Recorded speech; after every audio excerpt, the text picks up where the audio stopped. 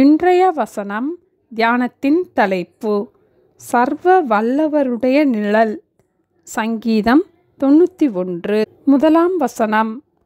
உன்னதமானவரின் மறைவில் இருக்கிறவன் சர்வ வல்லவருடைய நிழலில் தங்குவான். சர்வ வல்லவருடைய நிழலில் தங்குவான் என்பது ஆண்டவருக்கு அருகிலேயே நாம் தங்கியிருக்கிற நம்முடைய தனிப்பட்ட நெருங்கிய ஐக்கியத்தை குறிக்கிறது.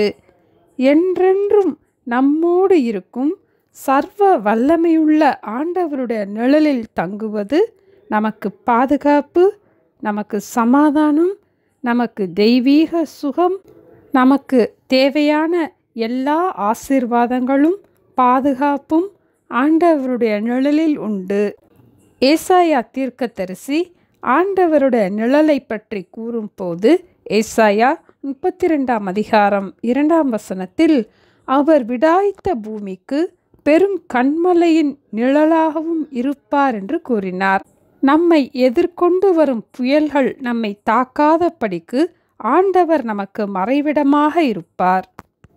தாவீதும் கூட யூதாவின் வனாந்தரத்தில் இருக்கும் போது நீர் எனக்கு துணையாயிருந்ததினால் உமது செட்டைகளின் நிழலிலே களி கூறுகிறேன் என்று கூறினார்.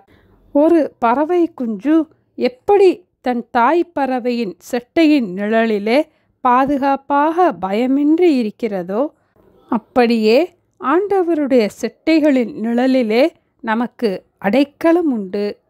நம்மை அரவணைத்து வழிநடத்துகின்ற ஆண்டவருடைய அன்பின் செட்டைகளின் நிழலிலே நாம் வந்து விடுவோம்.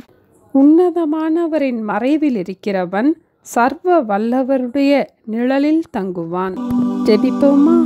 எங்களை நேசிக்கிற எங்கள் அன்பின் ஆண்டவரே, எங்களுடைய பாதைகளை எதிர்கொள்வதற்கு எங்களுடைய சுய ஞானத்தாலோ எங்களுடைய சுய பலத்தாலோ எங்களால் ஒன்றுமே செய்ய முடியாத இந்த நிலையிலே சர்வ வல்லவருடைய நிழலிலே அடைக்கலத்திற்காக நாங்கள் வருகிறோம் அப்பா. தீங்கு எங்களை துக்கப்படுத்தாத படிக்கு அதற்கு எங்களை விலக்கி பாதுகாத்து ஒவ்வொரு நாளும் கர்த்தருடைய செட்டைகளின் நிழலிலே நாங்கள் களிக்கூற எங்களுக்கு கிருபை தர வேண்டுமாய் இயேசுவின் நாமத்தில் ஜெபிக்கிறோம் பிதாவே. ஆமென். Thank you. Have a blessed day.